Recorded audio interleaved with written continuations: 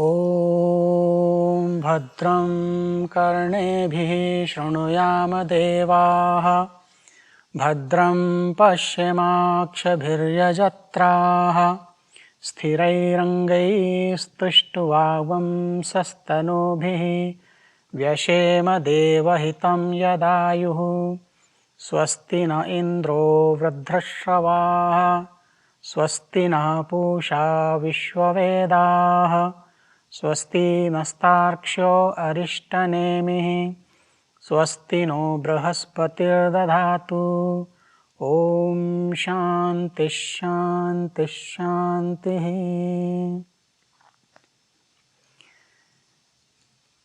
May we perceive divinity in others through our eyes. May we listen to auspicious words through our ears. May we speak truth. May our body, mind and senses be disciplined and directed towards the goal of self-realization. May the blessings of God and the Masters be upon us all. Om Amen. Namaste. This is Swami Atma Vidyananda from Kriya Yoga Institute, Florida.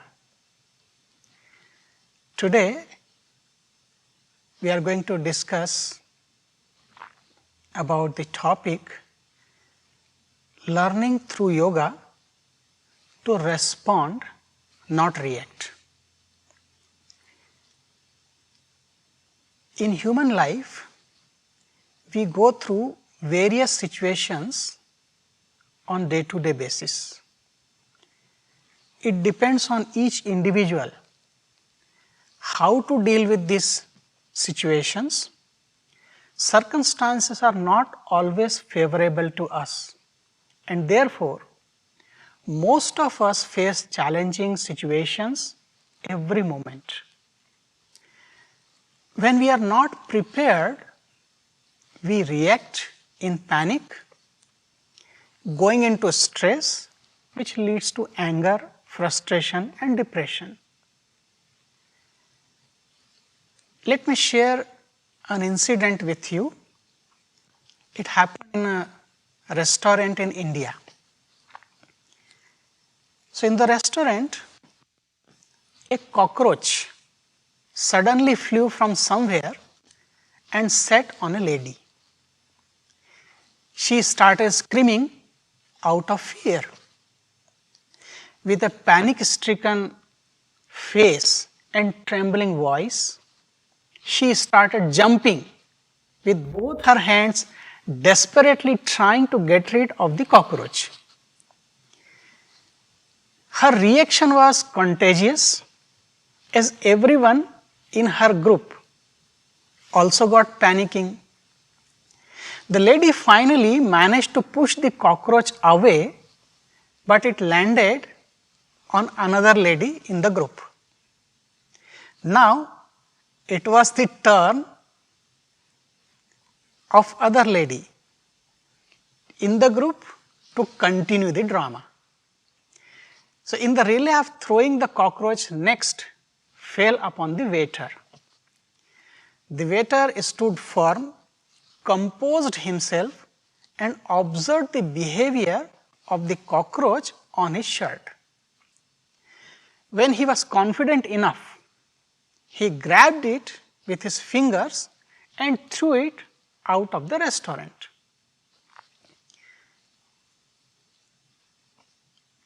Now if we think about this incident, few thoughts come to our mind. Was the cockroach responsible for their behavior? If so, then why the waiter was not disturbed? Waiter handled it near to perfection without any chaos. It is not the cockroach, but the inability of the ladies to handle the disturbance caused by the cockroach that disturbed them. it is not the shouting of someone that disturbs me, but it is my inability to handle the disturbances caused by their shouting that disturbs me. So, it is not the traffic when we are in traffic jam. So, it is not the traffic jams on the road that disturb me, but my inability to handle the disturbance caused by the traffic jam, it disturbs me. More than the problem, it is our reaction to the problem that creates chaos in our life. So, what we learn from this incident? One should not react in life, one should always respond. In the restaurant, the woman reacted, but the waiter responded to the situation. Always remember, reactions are always instinctive, without much thought, tense and aggressive, whereas responses are always well thought of, calm, just and right to save a situation from going out of hand, to avoid cracks in our relationship, to avoid taking decision in anger, anxiety, stress or hurry. So, a response typically provokes discussion, perpetuating healthy discussion, sometimes debate even, and that leads to resolution. Remember, reaction and response, they both start same way. For example, in the office, a co-worker, a subordinate or a superior says something that triggers the emotion. It could be in a meeting, an email or over a casual lunch. What happens the next few seconds, however, determines the difference between reacting and responding. Difference between reaction and response. Reaction is quick, but response takes time. Reaction is emotion filled and response removes all emotions. Reaction is often aggressive, response allows for assertiveness without aggression. Reaction snowballs into unnecessary and prolonged period of discontentment, disagreement, but the response resolves the conflict quickly. So, we can say that a reaction is instant, it is driven by beliefs, biases and prejudices of our unconscious mind. When we say or do something without thinking, that is the unconscious mind running the show. Reaction is based in the moment and does not take into consideration long-term effects of what we do or say. A reaction is survival oriented and on some level a defense mechanism. So, it might turn out okay, but often a reaction is something we regret later. Now, on the other hand, a response usually comes more slowly and it is based on information from both the conscious mind and unconscious mind. A response will be more ecological, meaning that it takes into consideration the well-being of not only me, but those around me also. So, response weighs the long-term effects and stays in line with our core values. We cannot change the situation, but we can choose how to respond to it. Situation is not in our hand, but our response, it is in our hand.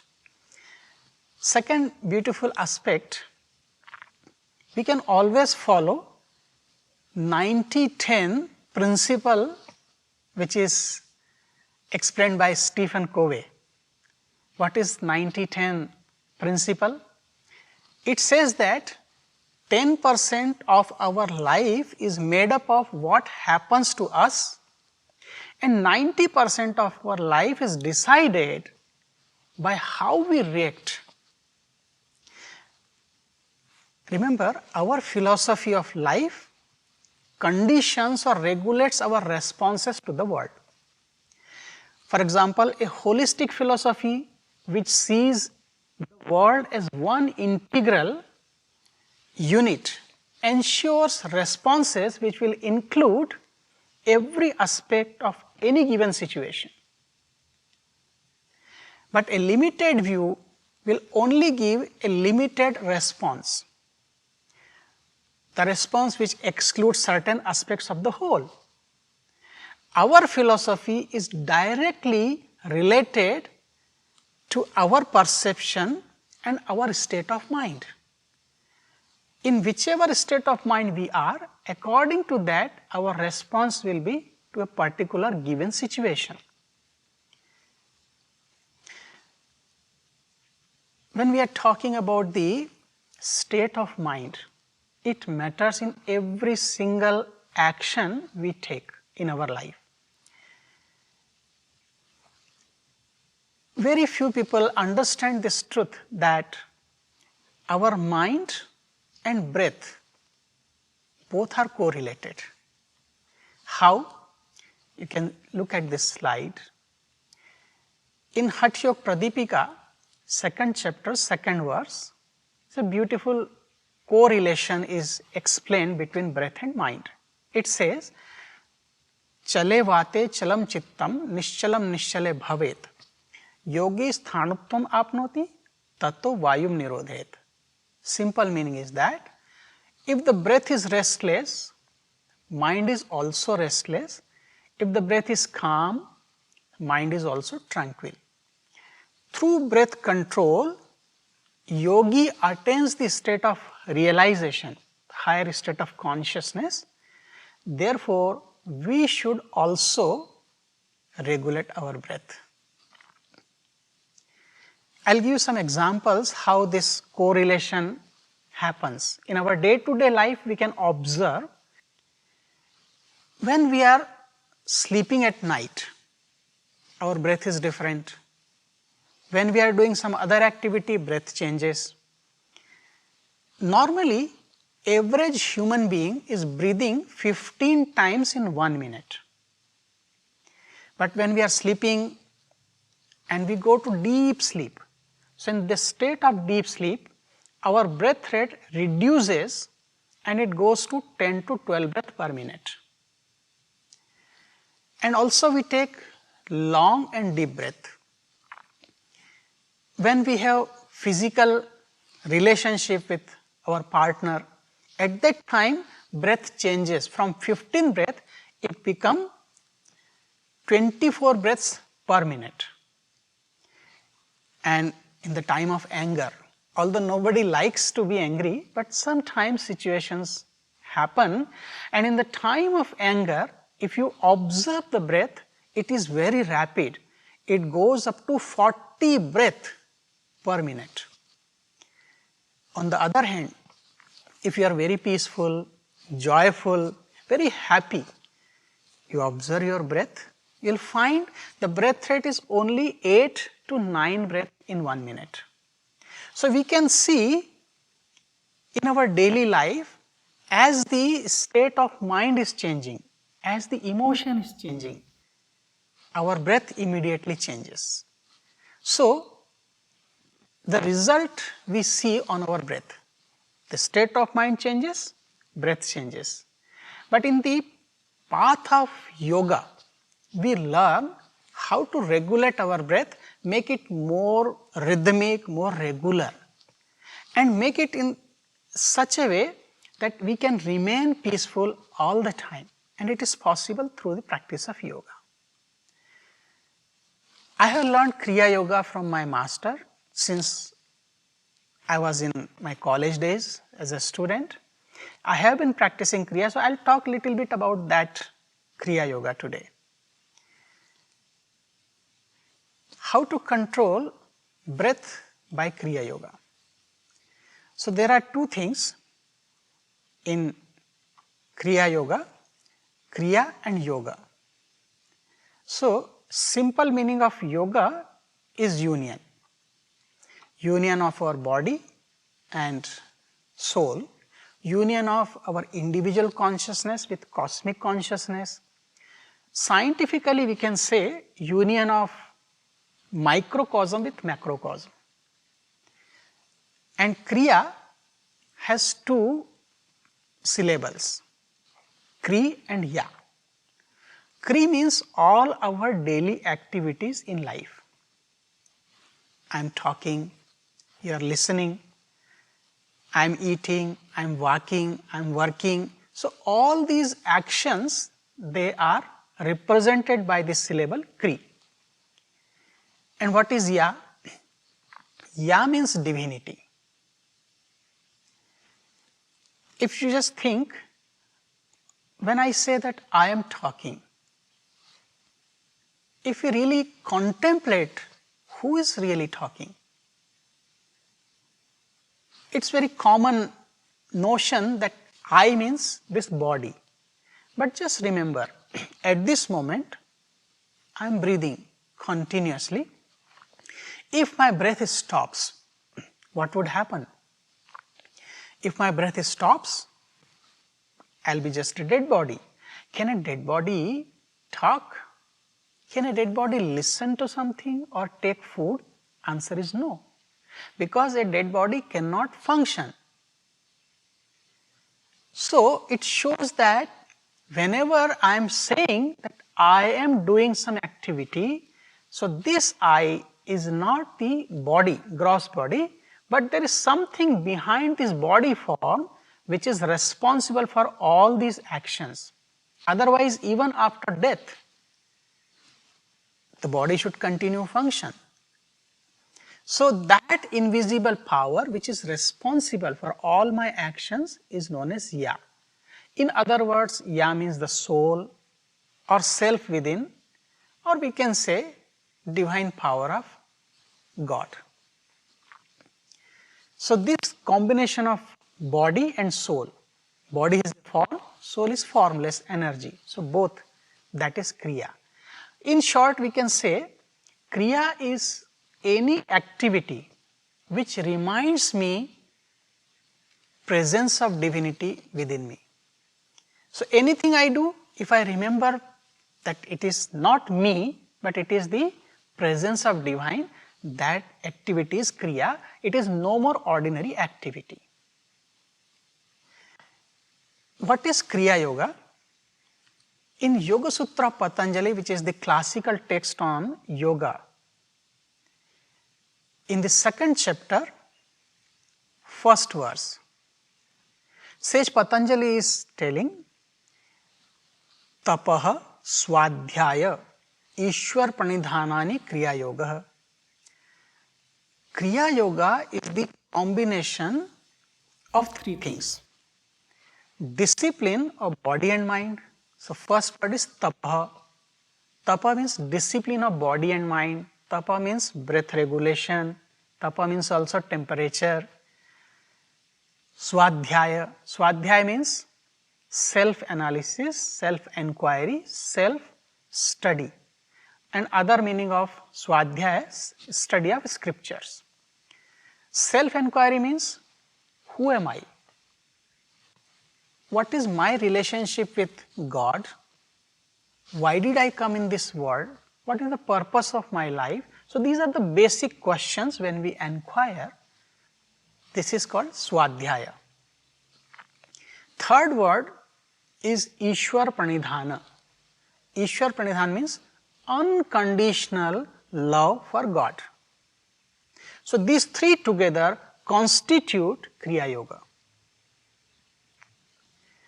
These three beautiful words given by sage Patanjali, they represent three different paths to reach the highest goal of life.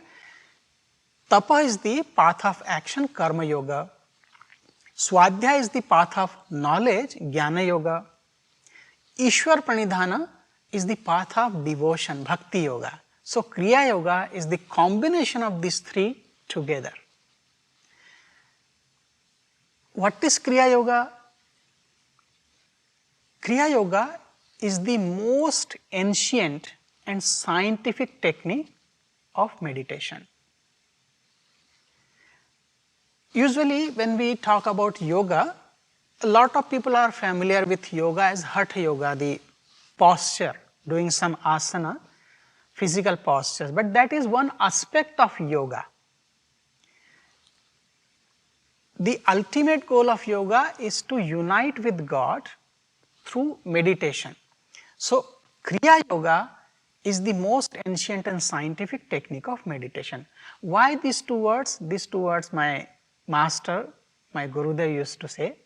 Ancient because if you look into the history of Kriya Yoga, naturally a question comes to human mind, who started it, who founded it.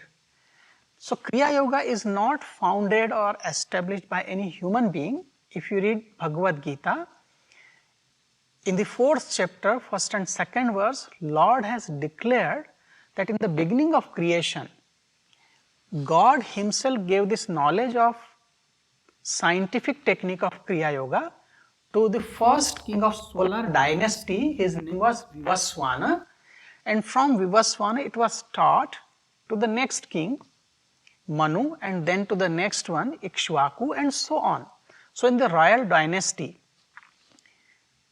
they were practicing Kriya Yoga, and when the kings were practicing all their subjects, they were also practicing Kriya Yoga. And my master said, there was a time in the period of truth, Sat Yuga, when everybody living on the earth planet was practicing this scientific technique of Kriya Yoga, because there was nothing else before. It is so ancient that even before the Lord Rama, Lord Krishna, Lord Jesus, Lord Buddha, even Muhammad, Kriya Yoga was in practice. When there was no Hinduism, no Christianity, Buddhism, even before that, Kriya Yoga was practiced by people. So, this is more than 10,000 years old, we do not know how old. Because in the scriptures, like the oldest scripture Rig Veda, there is a reference to technique of Kriya Yoga.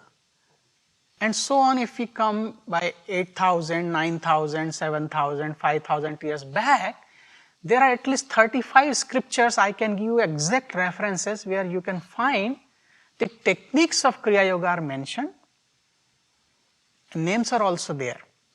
However, and then this is a scientific technique, because every single technique, every single posture which we practice in Kriya Yoga can be explained in terms of physiology, anatomy, and the results, clinical studies have been done in many places. So, we can get the result. And Kriya Yoga is not a religion. It is non-sectarian practice. Anybody in the world from age of 13 and above can learn and practice Kriya Yoga. Because it is not a religion, it is based on breath regulation and concentration. You do not need to do many stretches in Kriya Yoga. It is very simple technique, more inwardly introverting our attention and meditative practice. So, anyone can learn it. Also, the beauty of Kriya Yoga, to learn and practice Kriya Yoga, you do not need to change your diet.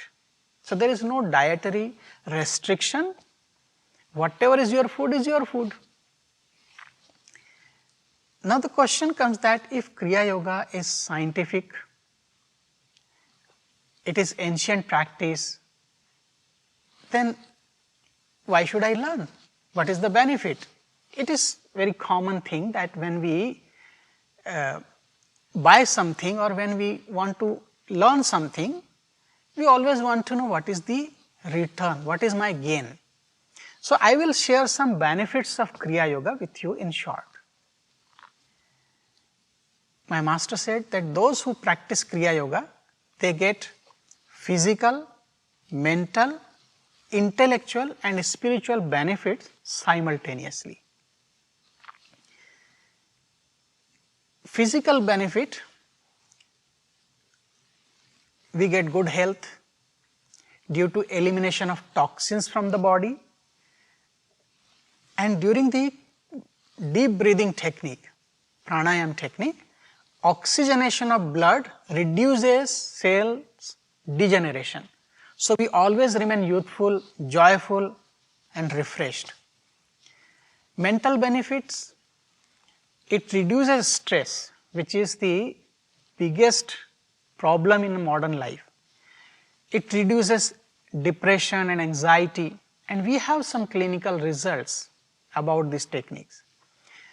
In many cases, we have found that those who are drug addicts, they had some bad habits of smoking or drinking. Without forcing, they just learned and practiced Kriya Yoga, and this bad habit, this addiction is gone. So, it also helps to reduce our drug addictions, and naturally we get peaceful mind and our emotions are balanced. Now, what happens here when we practice the scientific technique of Kriya Yoga? We have two lobes in our brain, right cerebrum and left cerebrum, and midbrain, which is the seat of our old samskaras, old impressions from many past lives are stored there. So, right cerebrum takes care of our thoughts and emotions.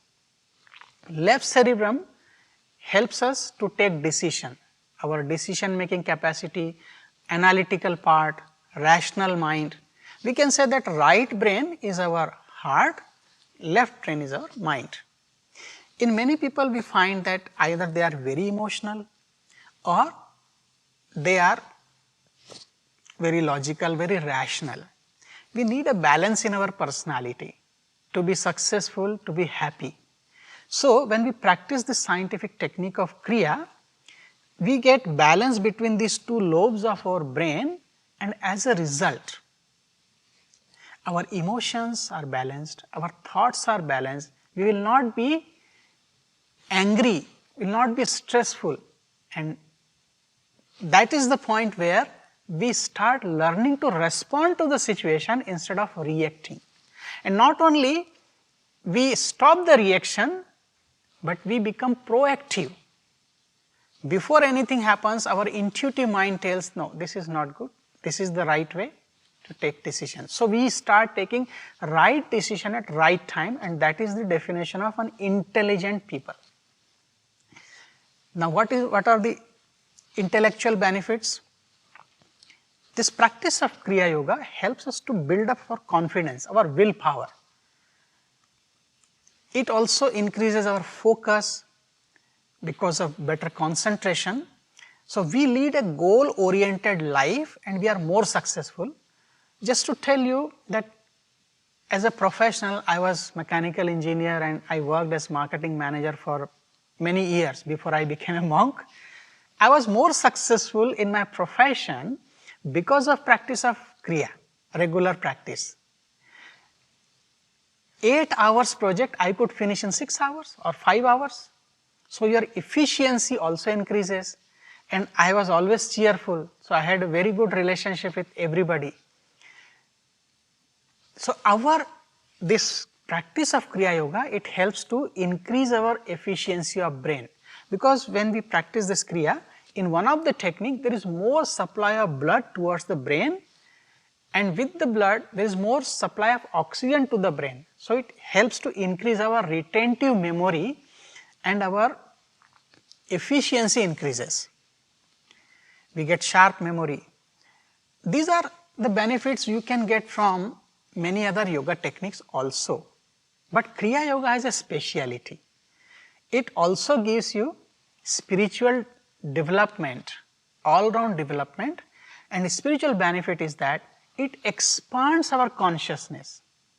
As I said that our response to the world is no more limited, but it is expanded vision. So, we can understand things from others' viewpoint also. Remember, in our life conflict occurs when we think we are right and others are wrong. But through the practice of Kriya Yoga, we get that better understanding. So, there are less conflict and naturally our family life is much more happier as compared to others. So, we get better understanding of self and we develop human values. In the modern time, we need to develop this human value. We call ourselves human being, but we do not have humanity. We need more love, and this love not limited to our family, friends or dear one. This should be unconditional love, unselfish love as God has towards us. So, compassion, love, forgiveness, these are the things we need in today's situation. And Kriya Yoga helps us to develop these values more and more. And on top of that, the most important benefit of Kriya Yoga, which I think offers only Kriya Yoga, many other yoga techniques are there, but they give all different benefits, but Kriya especially gives us the guarantee for self-realization in one lifetime.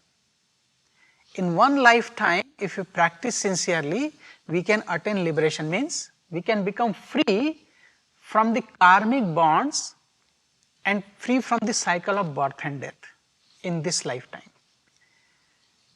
So, Kriya Yoga is the most ancient and scientific technique of meditation.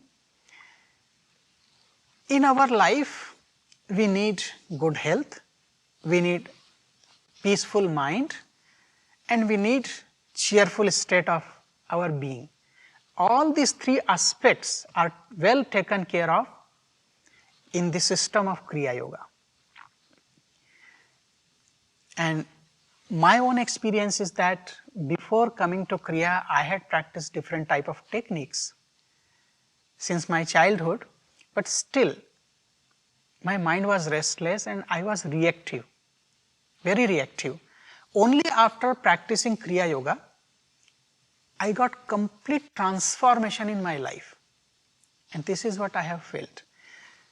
Another thing beautiful, that Kriya Yoga helps us to get better health. In one of the technique of Kriya Yoga, there is very gentle pressure on the pancreas. So, the insulin flow is regulated and patients of diabetes are benefited in this case, and we have some studies about it where it has helped diabetic people. There is gentle pressure on the liver. So, liver secretes more bile which mixes with the digestive juices and it gives you better digestion. There is also gentle pressure on the colons. So, we can evacuate our system, no toxins will remain longer in the intestines. There is gentle pressure on the kidneys. So, overall we get good health, peaceful mind, and ultimately we attain the higher state of consciousness, we call it self-realization. Kriya Yoga is not man-made, it is given gift by God himself in the ancient time, as I refer to Bhagavad Gita, 4th chapter, 1st and 2nd verse. So, this supreme science, it was received by the kings and it was passed on to other generations, and today with the help of all our masters, we are practicing Kriya Yoga. From God, it was practiced by the kings and all the subjects. After the battle of Mahabharata, almost 5000 years ago, this practice remained limited to some saints and sages in the Himalayan caves and caverns. They preserved this practice, and in modern time, a mysterious yogi, his name is Mahavatar Babaji, you can see on the slide. He reintroduced this scientific technique of Kriya Yoga by initiating Lahidi Mahasaya. Interestingly, Lahidi Mahasaya is a householder yogi.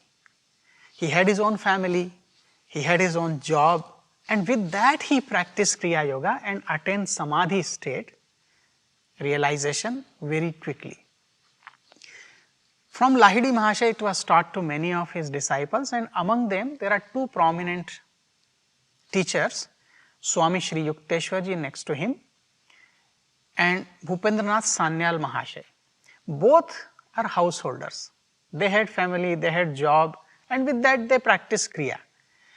Swami Shri Yukteswarji became a monk much later in his life, but Bhupendranath Sanyal, he remained a householder. Then Swami Shri Yukteswarji had three prominent monk disciples. Among them the most famous Paramahansa Yoganandaji, who brought Kriya Yoga to the Western Hemisphere, and we are indebted to him. And this year we are celebrating his 100th year of coming to the West, his centenary. So Paramahansa Yoganandaji remained in West most of his life and spread Kriya Yoga. After Swami Vivekananda, he is the teacher who brought this knowledge, ancient knowledge of yoga. Vivekananda taught Vedanta and Paramahansa Yoganandaji brought the knowledge of yoga to the Western Hemisphere. Next to him is the Swami Satyanandaji, childhood friend of Paramahansa Yoganandaji, and you can find his name and his reference in Autobiography of a Yogi. And Swami Satyanandaji chose to remain in India and continue Kriya work for the organization. Then next to Satyanandaji is my master, Paramahansa Hariharanandaji, who came to West in 1974. So all these three, Paramahansa Yoganandaji, Swami Satyanandaji and Paramahansa Hariharanandaji, are direct disciple of Swami Shri Yukteswarji. My master left his physical frame in the year 2002, December 3rd in Miami, Florida, and he founded this Kriya Yoga International Organization. Before he left his physical body, he had already appointed his next successor in the lineage. You can see his picture last, Paramahansa Pragyananandaji, and Paramahansa Pragyananandaji is the current master in this lineage, very loving and compassionate master. He has written more than 120 books in last 20 years. Very prolific writer, he knows many languages, and his message is message of love. Love everybody equally. So this is about the family of our Kriya Yoga masters, and with them Kriya Yoga came to us, and we are very fortunate. My master used to say that Kriya Yoga is not check payment, it is cash payment. Means when we practice Kriya Yoga, we get immediate result. And he said, he wrote in his book, Kriya Yoga gives you mathematical result. In mathematics, 2 plus 2 will be 4. You cannot make it 5 or 6. So it will surely give you instant result the moment you start practicing it. Because if you have check, it will take some time, but if you have cash, you can immediately use it. So Kriya gives you immediate results.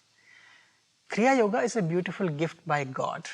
We are so fortunate that this ancient and scientific technique is available through many beautiful teachers of Paramahansa Yoganandaji, Baba Hariharanandaji, and many more disciples of Lahidi Mahasaya in the other lineages. Life is an opportunity. We should not miss it. So through the practice of yoga, especially the scientific technique of Kriya Yoga, we learn in our life not to react but to respond any situation. And that is how not only we can remain peaceful, calm, our family life is better, and also we can bring more peace within and in this whole creation. We can become a beautiful example. So, we don't react, but we respond. Respond with understanding, with love.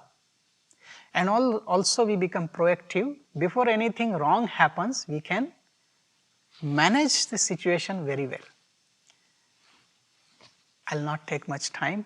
I am thankful to Songs of Morning for giving me this beautiful opportunity to speak to you about yoga in this online seminar.